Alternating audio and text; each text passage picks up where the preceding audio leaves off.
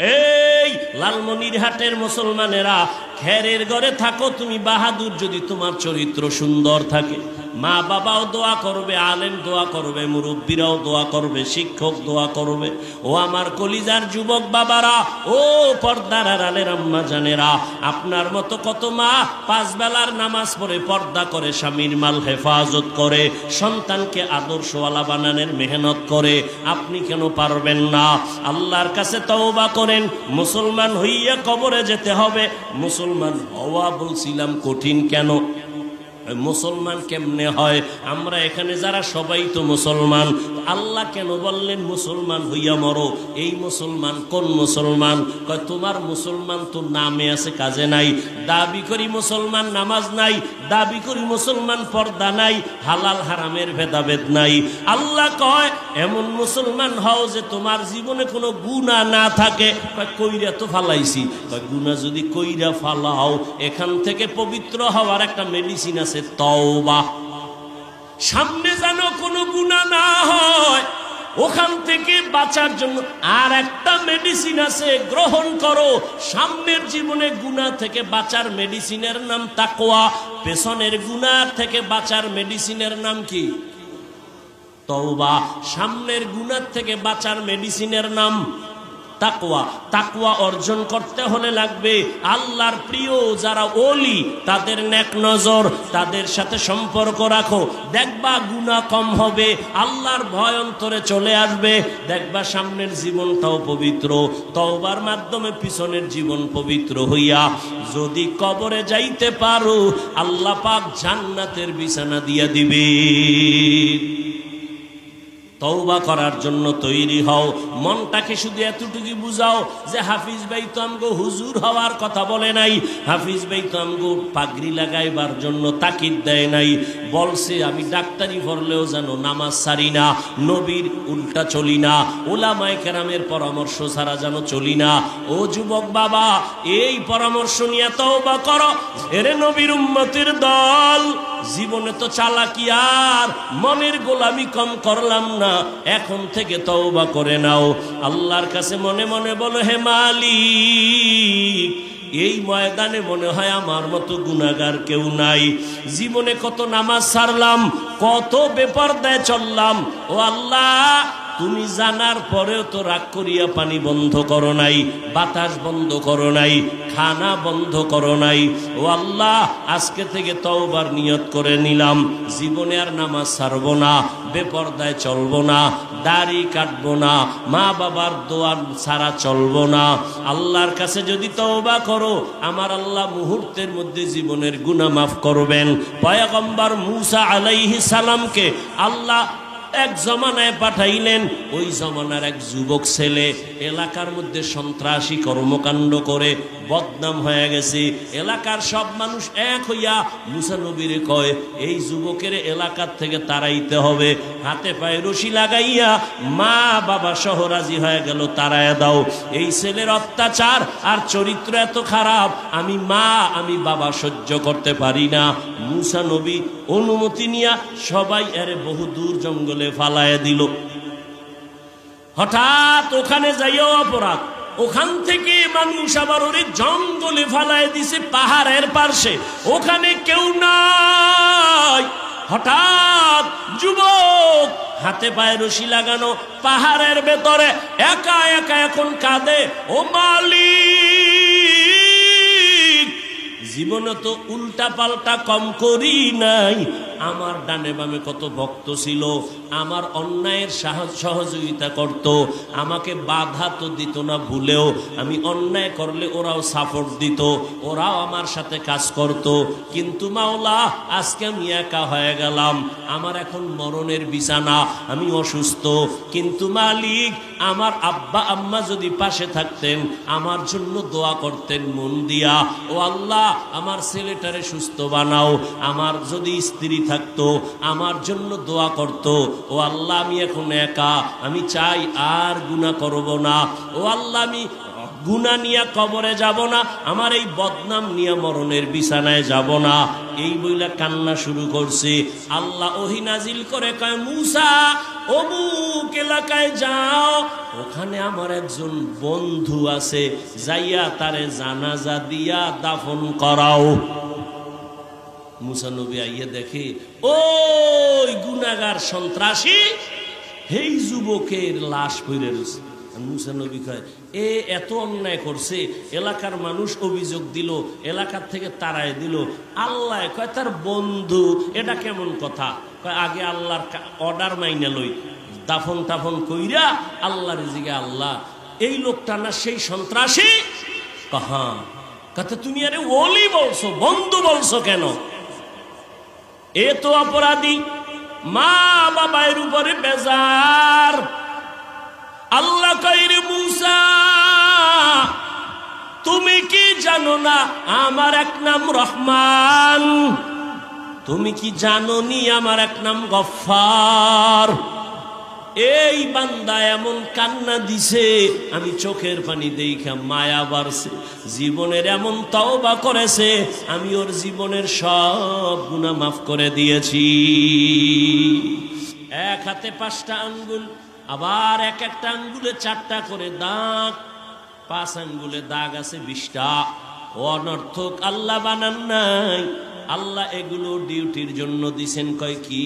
কয় 5 বেলার নামাজ পড়িয়া ডান হাতের আঙ্গুলের দাগগুলো গুনে গুনে গুনে 33 বার সুবহানাল্লাহ, 33 বার আলহামদুলিল্লাহ, 34 বার আল্লাহু আকবার পড়ে দাগের হকগুলো আদায় করো।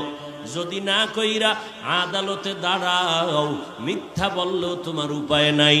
আল্লাহ বলবেন হাতের হক আদায় করো। শুনি অনেক গুনাহগারেরা ভয়ে মিথ্যা বলবে, হ্যাঁ করেছি, অথচ করে নাই। তখন আল্লাহ বলেন আমি ওর জবানটারে বন্ধ করে হাতকে বলবো, হাত কথা বল। হাত কথা বলতে পারে কি? আপনাকে হাতে কথা বলতে পারে? কথা বলেন। তা হাত কেমনে কথা বলবে?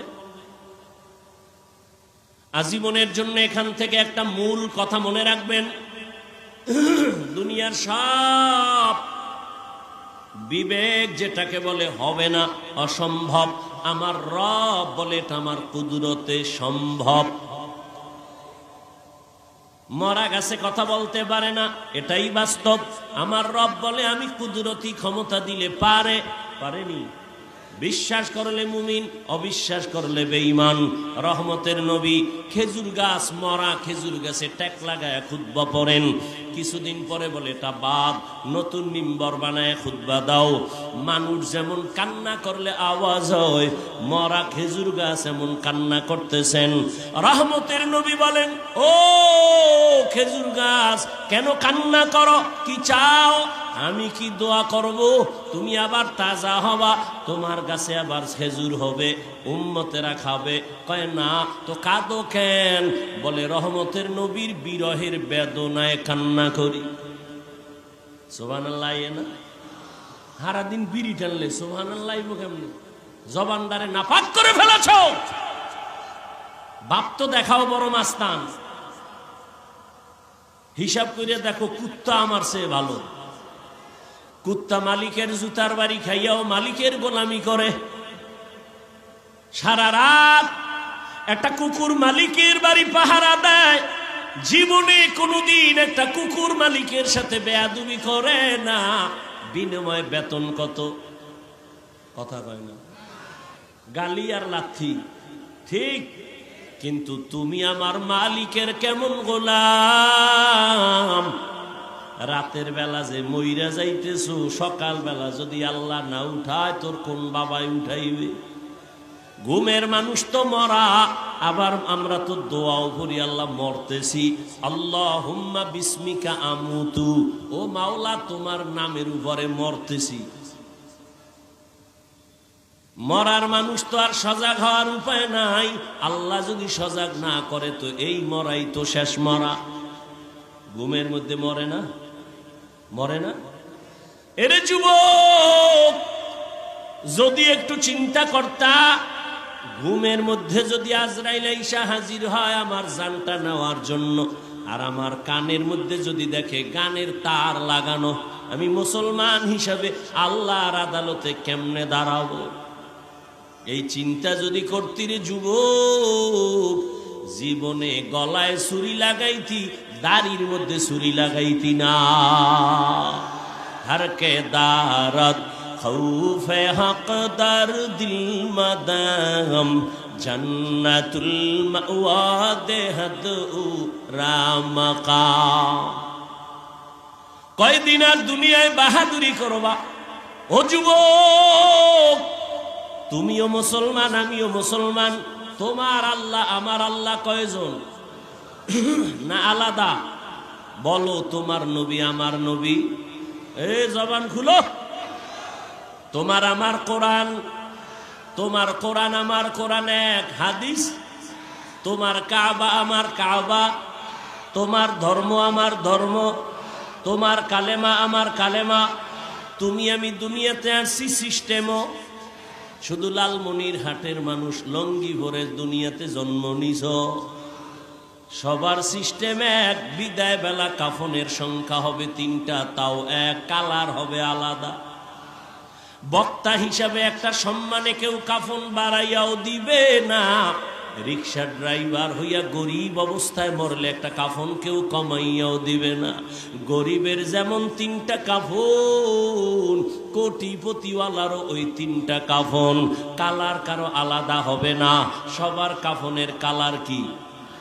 জোরে খাও। কাফনের উপরে লেখা থাকবে কোটিপতির লাশ, বক্তা সাহেবের লাশ।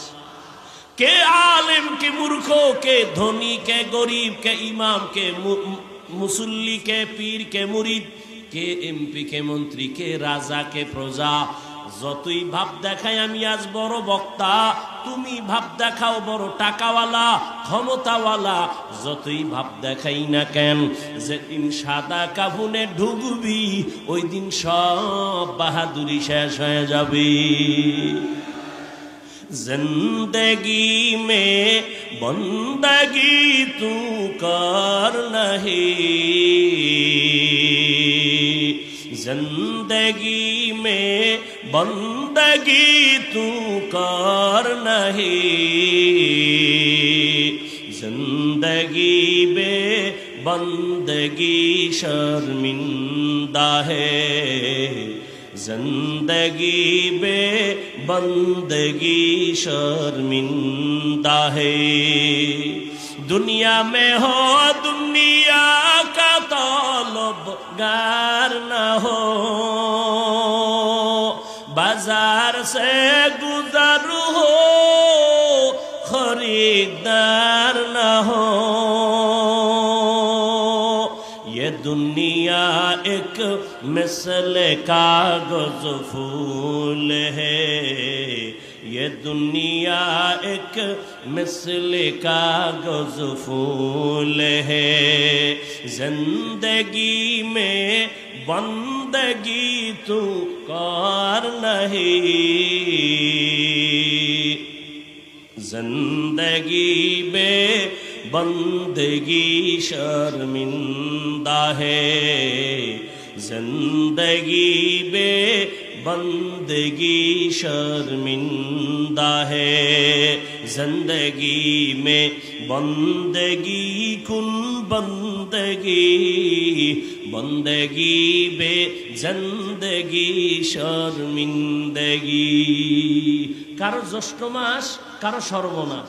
কেউ বয়া বয়া সমালোচনা করে, এত দেরিতে আইলো কা। কেউ আবার হিসাব করবে কয় মিনিট অজ হইল। আর কেউ কান্না করে বিদায় নিবে, ও আল্লাহ আমি তোমারে পাইলাম নি, গুনাহ মাফ হইল নি। কারো জ্যৈষ্ঠ মাস, কারো সর্বনাশ। এটা কপাল। আমি হাফিজুর রহমান কেন? তোর কপাল যদি আল্লাহ গজব দিয়া দেয় তো মুহাম্মদের বয়ানেও কালেমা ভরে না। নবীজির চেহারা দেখলে জাহান্নাম হারাম, সেই নবীকে 13 বছর দেখছে, বয়ান শুনছে, কালেমা পড়ে না, এমন পৃথিবীর নিকৃষ্ট বেঈমানের নাম জানেন কে? আবু জাহাল। এর নাম কফাল। আর অন্যদিকে 27 বছরের যুবক তরবারি নিয়ে দৌড়ায় আমার নবীরে জবাই করবে। নবীর চেহারাটা দেইখা তরবারি ফালায় কয়, নবী আমার কল্লা কেটে দেন, তবে আগে কালেমা রশি গলায় লাগায় দেন। এর নাম কি? কফাল। কফাল। 13 বছর নবীর বয়ান শুনিয়া কালেমা পড়ে না আবু জাহাল, আর 27 বছরের যুবক আমার নবীরে জবাই করতে গিয়া কালেমাওয়ালা হইয়া তরবারি নিয়ে দাঁড়ায় গেছে। ডাক দিয়া কয়, বেঈমানের দল, আয় মুহাম্মদের বিরুদ্ধে একটা কথা যদি বলতে চাও, মুহাম্মদের প্রয়োজন নাই, আমি ওমরের তরবারি যথেষ্ট। এরে আল্লাহর বান্দা, পুলিশে ধইরা আসামি থানায় নিয়ে এমন বেতের বাড়ি দিছে, কোনো কান্না নাই। আর একজন আল্লাহওয়ালা কোরআনের বয়ান করে ময়দানে যুবকেরা কান্না করে। একটু চিন্তা কর, পুলিশে পিটায় কাঁদে না, ওয়াজের প্যান্ডেলে কাঁদে কেন? ওরে কে মারলো? আল্লাহ কুত্তা শুয়ারের আকল জ্ঞান বুদ্ধি দেয় নাই ভালো মন্দ যাচাই করার। আল্লাহ মানুষকে দিয়েছেন। ওই একটা কুকুর মালিকের সব ধিক্কার শুইনাও মালিকের ভুলে না, মালিকের গোলামি করে। আর তুমি আমার আল্লাহর দেওয়া সব খাইছো, আল্লাহর দেওয়া জমিনে আছো, আল্লাহর দেওয়া বাতাস ভোগ করতেছো। তোমার বাবায় এই বাতাস বানায় নাই, সূর্যের আলো ভোগ করতেছো। সূর্যের আলো যদি না থাকে এই জমিনে কোনোদিন ফল ফসলে রং হবে না। আর চাঁদের আলো যদি না থাকে জীবনে ফল আর ফসলে কোনোদিন স্বাদ আসবে না। ফলের মধ্যে কালার দেয় সূর্যের আলো, আর ফলের মধ্যে স্বাদ বাড়ায় চাঁদের আলো।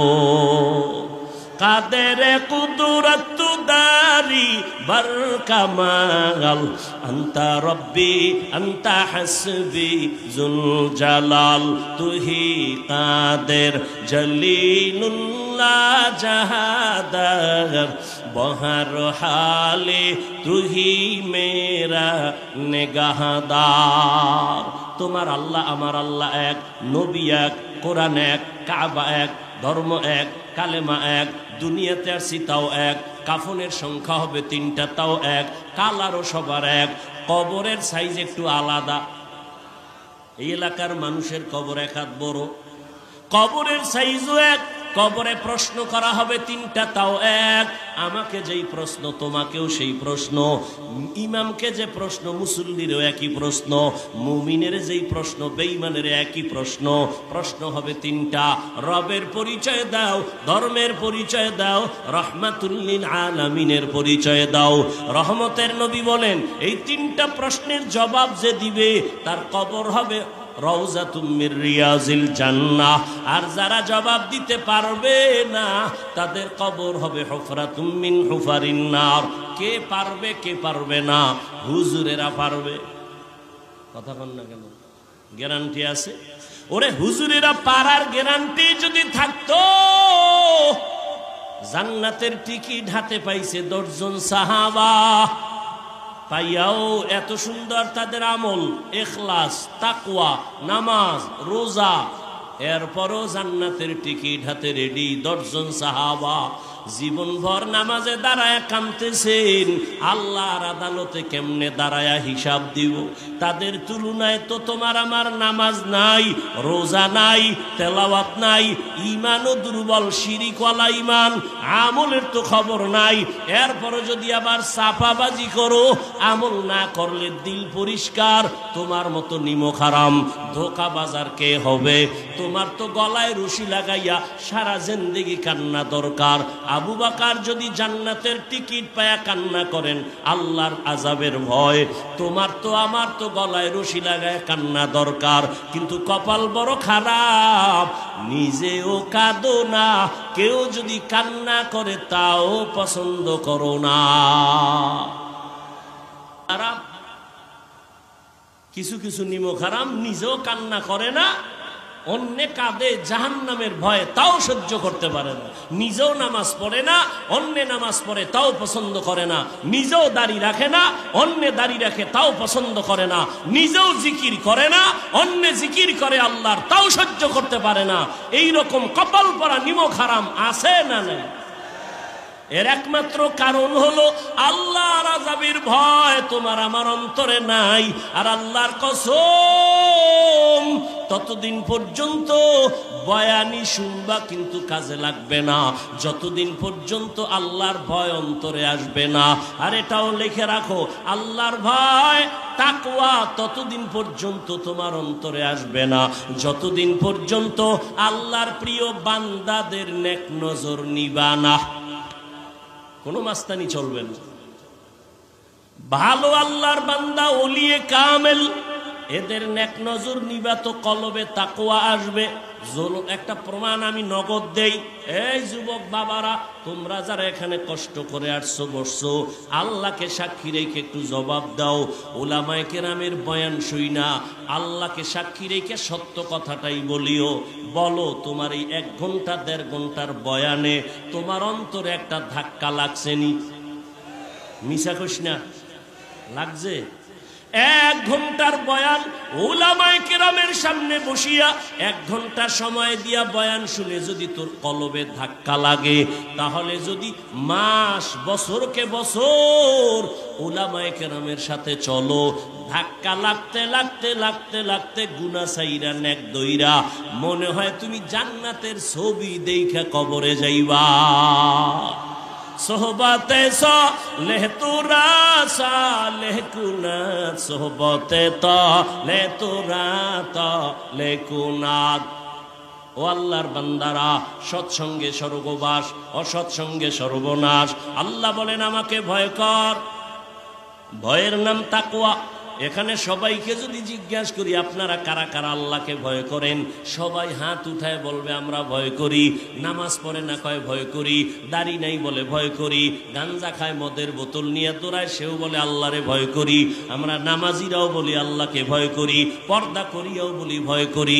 2 দলের ভয় কি সমান? না। আল্লাহ কয় না, আসলে ভয়ের হাকিকতই বুঝো না রে গোলাম। সন্তান মা বাবারে ভয় করে, প্রমাণ মা বাবার সামনে সন্তান অন্যায় করে না। শিক্ষকের ছাত্র ভয় করে, প্রমাণ হলো শিক্ষকের সামনে অন্যায় করে না। ঠিক যেই মানুষটা আমার আল্লাহর আযাবকে ভয় করবে, ওই বান্দা জীবনেও গুনাহ করবে না। আল্লাহর ভয় দ্বিতীয় আল্লাহ একটা শর্ত লাগাইছে, মরবি তো মুসলমান না হইয়া মরণ বরণ করবি না। ওয়ালা তামুতুন্না ইল্লা ওয়া আনতুম মুসলিমুন।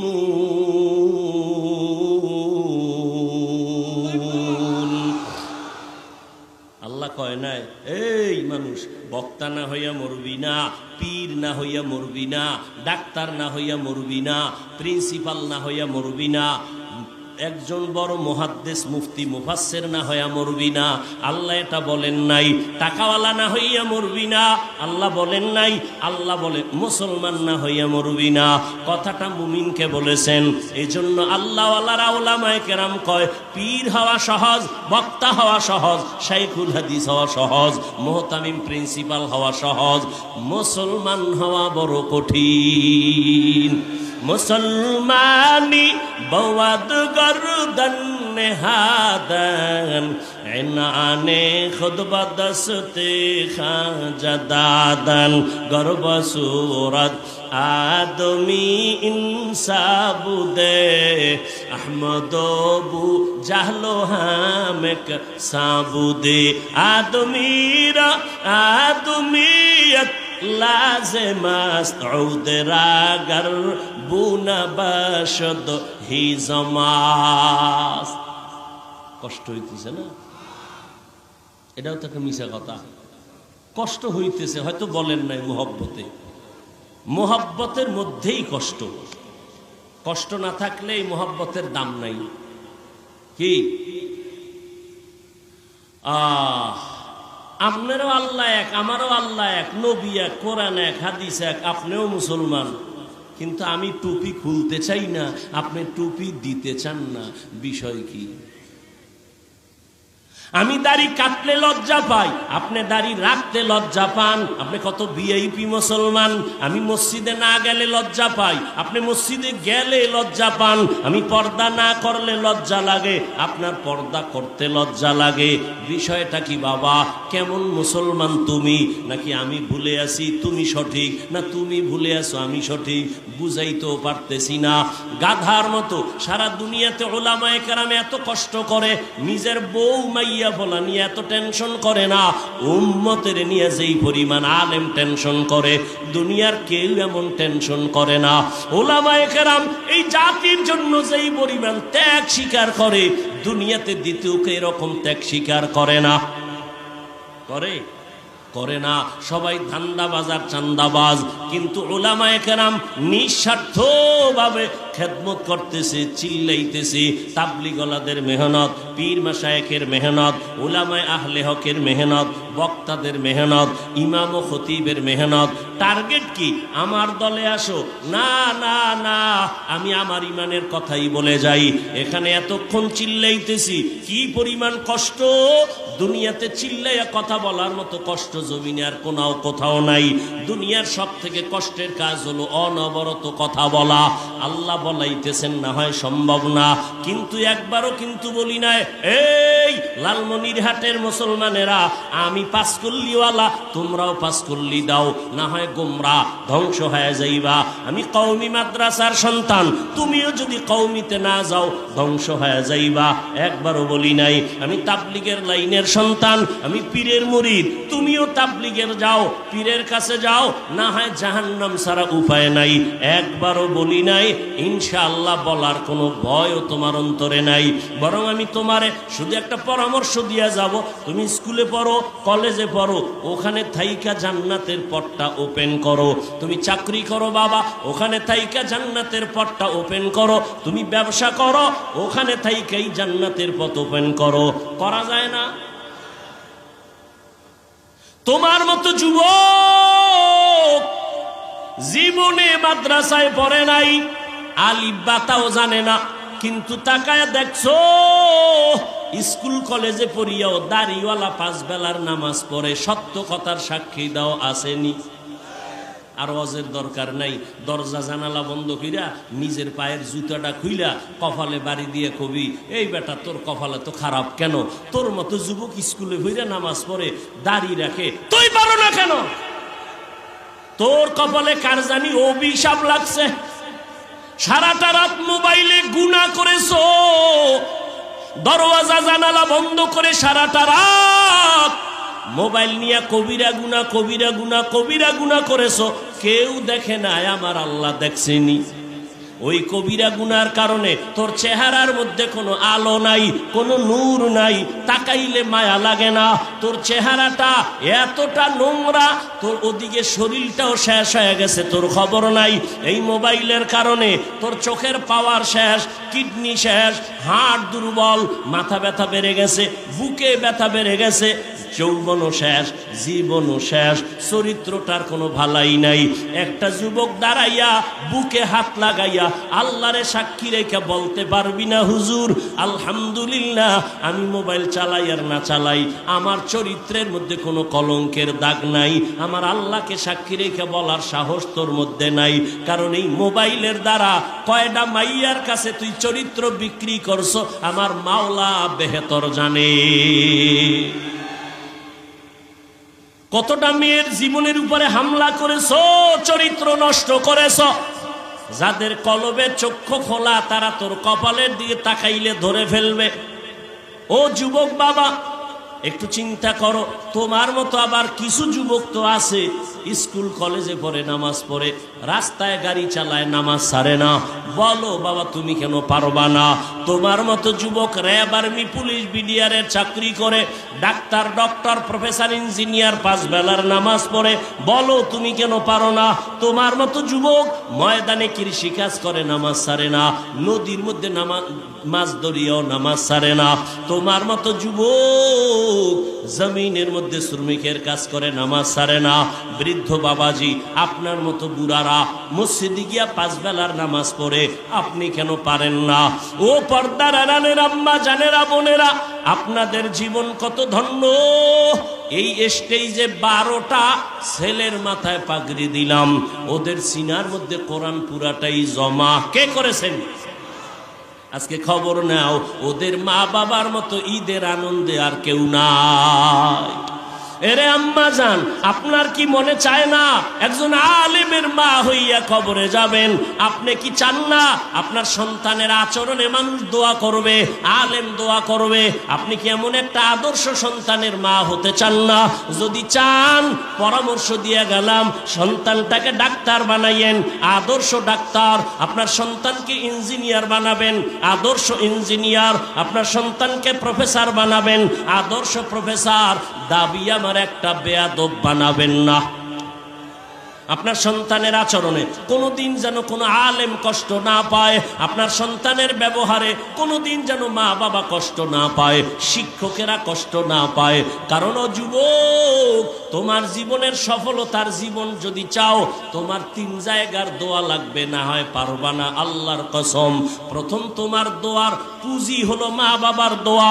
দ্বিতীয়, তোমারে আমার আব্বা আম্মা আমারে দোয়া দিছে ঠিক, কিন্তু আমার এই লালমনিরহাটের চেয়ারে বসাইয়া বয়ান করা আমার আম্মা শিখান নাই, আব্বা শিখান নাই। আমার উস্তাদ আমারে হাতে দইরা দইরা বয়ান শিখাইছেন। অতএব আমার মা বাবার পরে আমার দোয়া হলো উস্তাদের দোয়া, শিক্ষকের দোয়া, এরপরে আমার উলামায়ে কেরামের দোয়া। ঠিক এদের দোয়া যেমন সফলতার চাবি, আবার এদের বরদোয়াটাও কিন্তু জীবনের জন্য বড় আগুন। মা বাবার বরদোয়া লাগলে মরার আগে পঙ্গু হয়ে যাবি। শিক্ষকের বরদোয়া যদি তোর কপালে লাগে, তোর বিদ্যা সব নষ্ট হয়ে যাবে। আলেমের বরদোয়া যদি লাগে, চাকার তলে মাথা চলে যাবে, টের ভাবি না। এই জন্য আমার যুবকের কাছে শেষ আমার কলিজার আবদার, মা বাবার দোয়া নিও। যদি নাও পারো, শপথ করো, অঙ্গীকার করো, বেয়াদবি করে মা বাবার বরদোয়া নিবা না, শপথ করো। জীবনে পারলে শিক্ষকের দোয়া নিও, যদি নাও পারো অঙ্গীকার করো, শিক্ষকের সাথে কোনোদিন বেয়াদবি করে বরদোয়া নিবা না। উলামায়ে কেরামের দোয়া নিয়ে চলো। যদি নিতে নাও পারো, অন্তত এতটুকু অঙ্গীকার করো, আলেমের সাথে বেয়াদবি করে কোনোদিন বরদোয়া নিব না। তাহলে তোমার জীবন ডাক্তার হলেও সফল। আর যদি বরদোয়া নিয়ে বেয়াদবি করে আগাও, ডাক্তার হবে ঠিক, কিন্তু তাসলিমার মতো জুতা খায়া পালাবি, তো ওই ডাক্তার হইয়া লাভ আছে? এই বেটা, 10 তলা বিল্ডিং এর মাস্তানি করো, লাভ কি যদি বিল্ডিং থুইয়া পালানো লাগে? কি সুইস ব্যাংকে টাকা রাইখা লাভ কি যদি তোর 14 গোষ্ঠী এটি খাইতে না পারো? ওই মাস্তানির লাভ আছে। পুষ্কুনির মধ্যে মাছ আছে 50 লক্ষ টাকার মাছ, সব মাছ যদি মইরা যায়, এরপরে যদি তুমি 50 লাখ টাকার মাছের বাহাদুরি করে লাভ কি? সব মরা। অতএব বাবা, টিনের ঘরে থাইকাও তুমি বাহাদুর, খেরের ঘরে থাকো তুমি বাহাদুর যদি তোমার চরিত্র সুন্দর থাকে। মা বাবাও দোয়া করবে, আলেম দোয়া করবে, মুরব্বীরাও দোয়া করবে, শিক্ষক দোয়া করবে।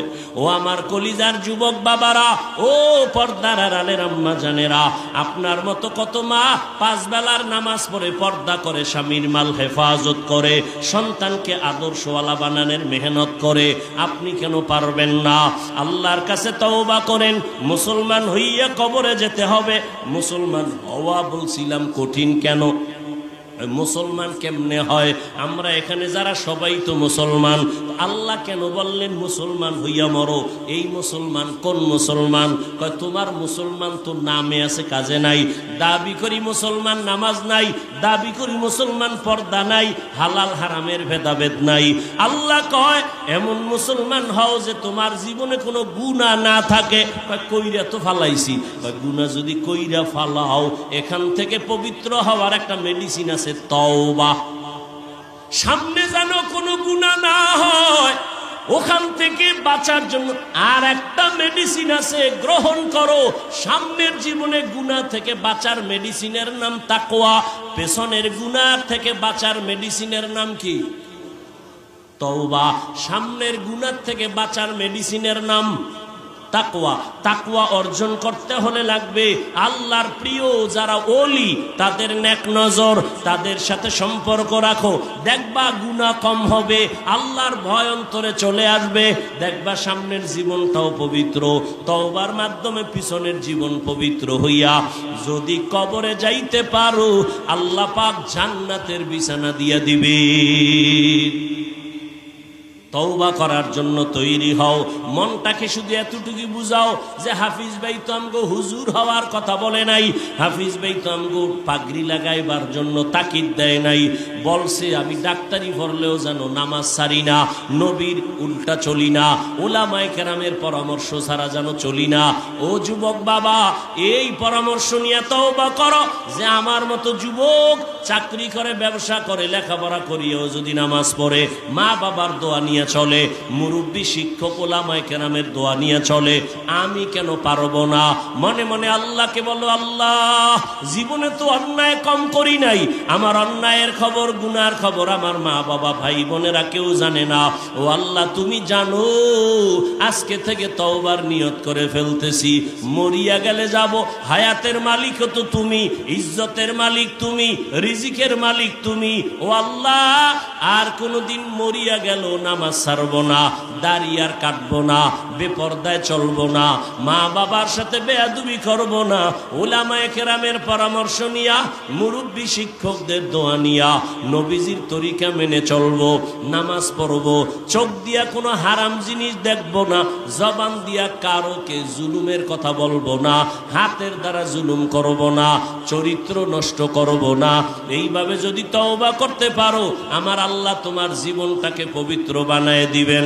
আর এই পবিত্র অবস্থায় যদি আজরাইল আসে ইনশাআল্লাহ জান্নাতের দরজা খুলে যাবে। এরে নবীর উম্মতের দল, জীবনে তো চালাকি আর মনের গোলামি কম করলাম না, এখন থেকে তওবা করে নাও।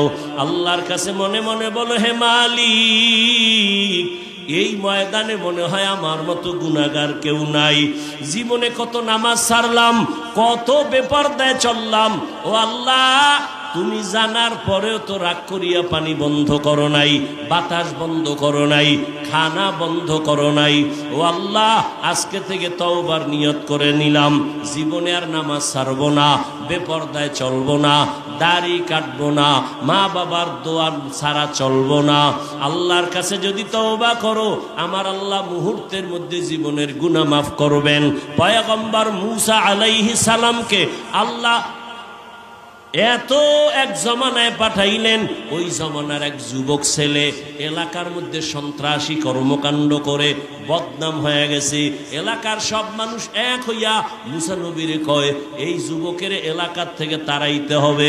হাতে পায়ে রশি লাগাইয়া মা বাবা সহ রাজি হয়ে গেল, তাড়াইয়া দাও, এই ছেলের অত্যাচার আর চরিত্র এত খারাপ, আমি মা আমি বাবা সহ্য করতে পারি না।